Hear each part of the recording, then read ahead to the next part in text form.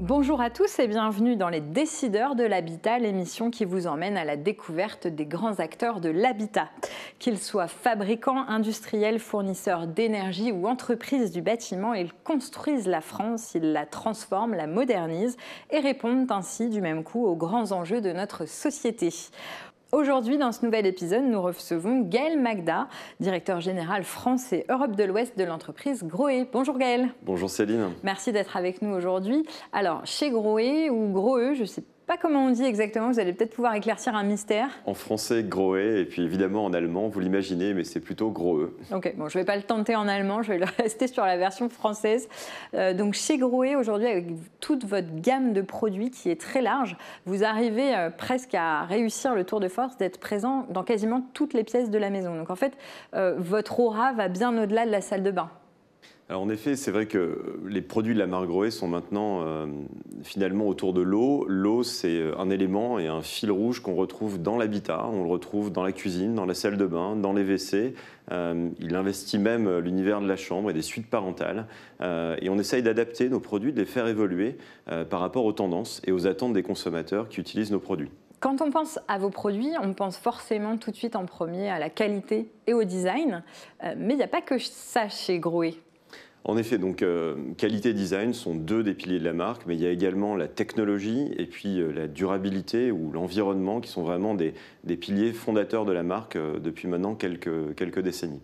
Alors, quand vous dites technologie, vous avez vraiment été un des pionniers à introduire vraiment à proprement parler de la technologie dans de la robinetterie. Est-ce que vous pourriez nous en dire un petit peu plus? Bien sûr, alors on parlera des produits plus récents tout à l'heure avec vraiment la technologie au sens 2024 du terme, mais si on remonte en fait avec un peu d'historique, Grohe c'est une marque qui a bientôt 100 ans, née en Allemagne, dans lequel la société, il y a maintenant 80 ans, crée un mitigeur thermostatique donc qui permet dans la douche notamment d'emmener de l'eau directement à la bonne température et s'affranchir du traditionnel mélangeur dans lequel on avait l'eau chaude et l'eau froide qui étaient données aux consommateurs. De la même façon pour la salle de bain, on a le mitigeur qui permet de donner de l'eau directement dans un robinet de salle de bain à la bonne température. C'était les premiers éléments de technologie. Évidemment, cette technologie, elle a évolué au fil des décennies.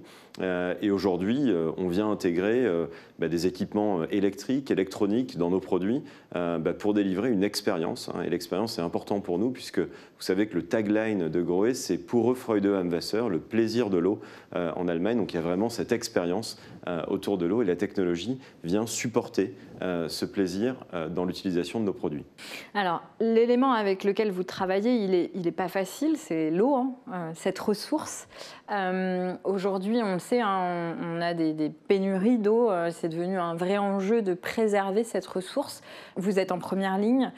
Comment vous agissez, vous, en tant qu'industriel, pour protéger cette ressource? Votre produit, quelque part aussi complémentaire, un peu phare?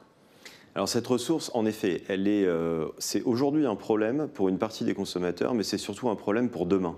On l'a vu l'été dernier, 100 communes en France, pénurie d'eau, sécheresse dans lequel on n'a plus accès à de l'eau potable tous les jours. C'est quelque chose auquel nous tous, Français, on n'est pas encore habitués. Ça ne fait pas partie de nos rites, de nos us de consommation qui peuvent arriver pour le coup dans d'autres pays et régions du monde. Donc on se prépare à ces défis qui vont être de plus en plus importants, notamment pour essayer de réduire en fait et d'accompagner les consommateurs à réduire leur consommation en eau. Et ça, comment est-ce qu'on le fait? On le fait concrètement en innovant autour de nos produits pour offrir des produits qui donnent un confort qui est satisfaisant tout en réduisant la consommation d'eau des produits qu'on met sur le marché. Donc ça, c'est quoi? C'est des limitateurs de débit, enfin réducteurs de débit. Comment on va sélectionner les produits qui nous permettent derrière de protéger cette ressource en eau? Parce qu'en plus, les consommateurs, ils font de plus en plus attention. Comme on fait attention à ses dépenses en énergie, on regarde aussi beaucoup plus ses dépenses en eau. Donc, qu'est-ce qu'il faut regarder sur vos produits?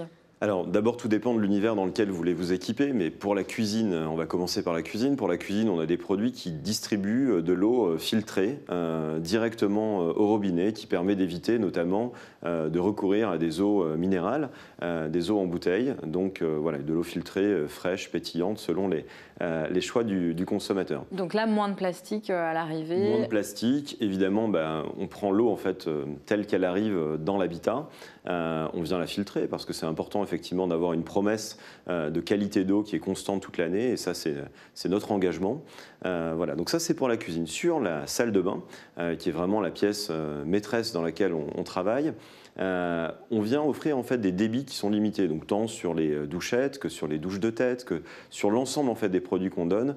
On a des produits qui sont à économie d'eau, donc on appelle EcoJoy notamment, et sur lequel on vient communiquer maintenant des débits.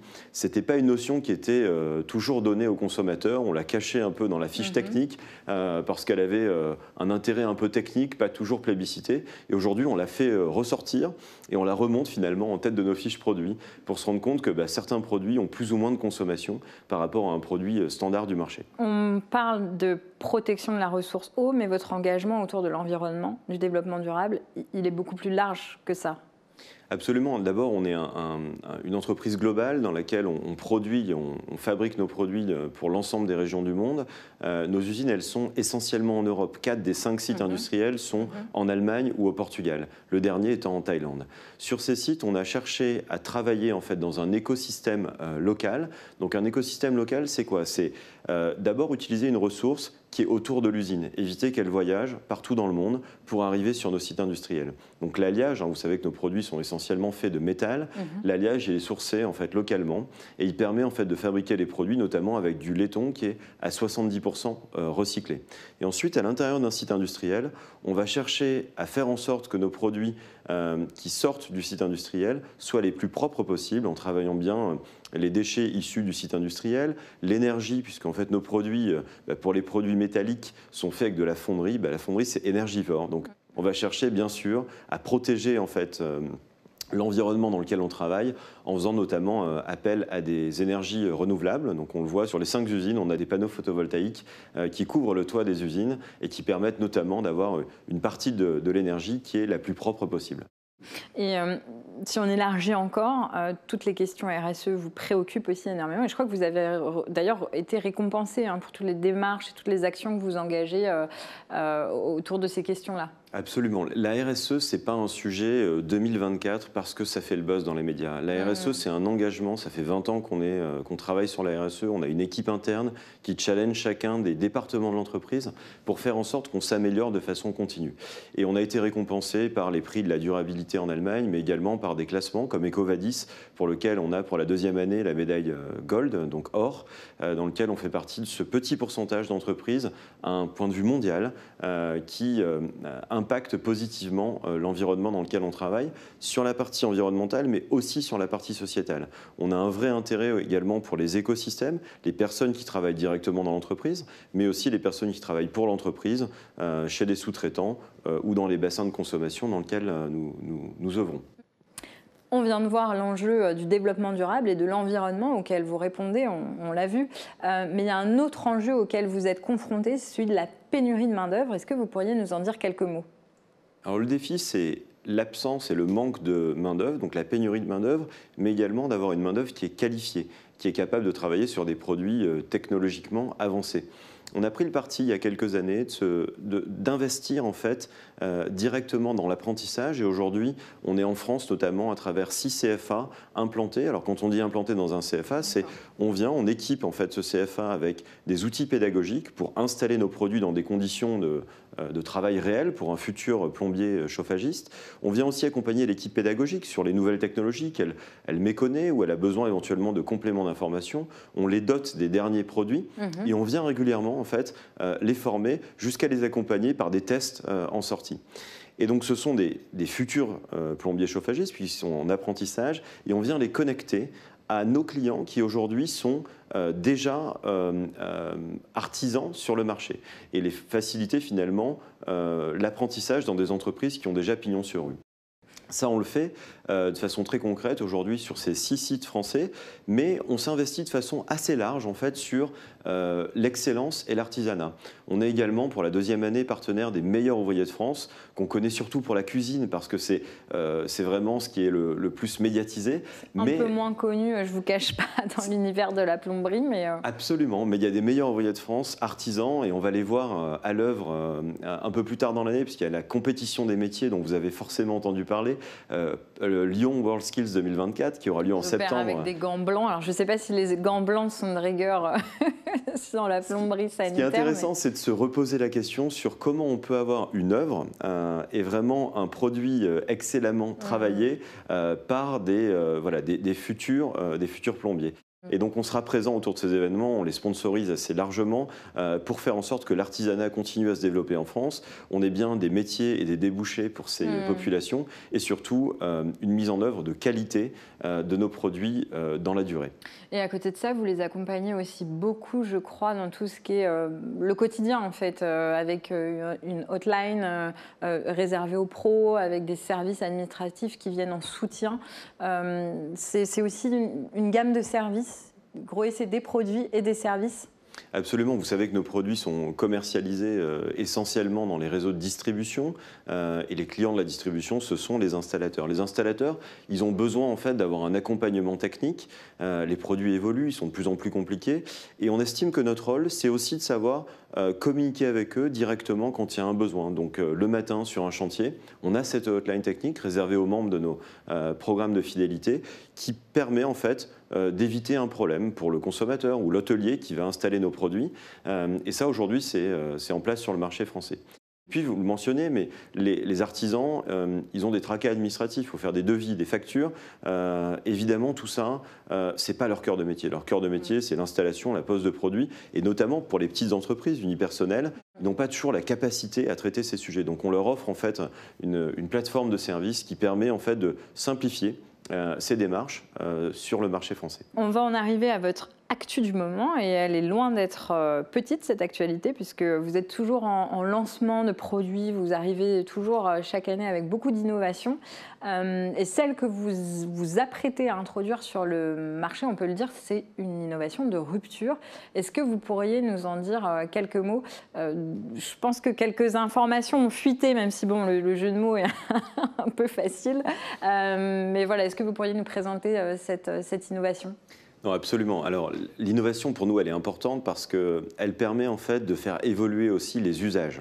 Les consommateurs vont évoluer dans les prochaines années, on l'a dit tout à l'heure, autour de cette pénurie qui est l'eau. Et on s'est posé la question de c'est quoi la douche de demain? Est-ce que finalement, c'est une douche qui est ce qu'on peut utiliser dans les transports en commun avec peu d'eau, qui n'est pas très agréable? On ne pense pas en fait. On pense que la douche, ça va rester et ça doit rester un moment de plaisir dans lequel on doit pouvoir utiliser l'eau, mais évidemment, on doit veiller à la protéger. Alors on a créé une douche qui s'appelle Everstream, une douche infinie dans laquelle l'eau est recyclée. Alors qu'est-ce que ça veut dire? Ça veut dire assez intuitivement que l'eau va travailler dans un circuit fermé, elle va être bien sûr purifiée, filtrée pour faire en sorte que l'eau reste propre pendant tout son usage à l'intérieur de la douche et elle sera réchauffée parce qu'on veut toujours avoir une eau à la même température. La promesse de ce produit, c'est une réduction des consommations d'énergie et d'eau de 70%. Et là, fini les conseils à nos enfants de dire la douche, c'est 3, 4, 5 minutes maximum. La douche, finalement, elle va pouvoir rester aussi longtemps que le consommateur le souhaite. Voilà, ce produit, il va arriver sur le marché. Il a été pré-révélé à la presse et on attend beaucoup en fait, de ce type d'innovation pour faire évoluer la façon dont on va s'équiper sur le marché dans les prochaines années. J'ai entendu eau recyclée et puis surtout le fait qu'on n'allait plus avoir besoin de timer sur la douche. Donc ça, c'est une innovation qu'on va suivre. Merci beaucoup, merci d'avoir été avec nous aujourd'hui. Juste avant de partir, est-ce que vous pourriez nous laisser une petite citation, une petite pensée du jour dans notre livre d'or? Et en tout cas, je vous remercie beaucoup d'avoir été avec nous aujourd'hui. Merci Céline, à bientôt. À bientôt. Merci à tous, on se retrouve très bientôt pour un prochain épisode des Décideurs de l'Habitat. Merci.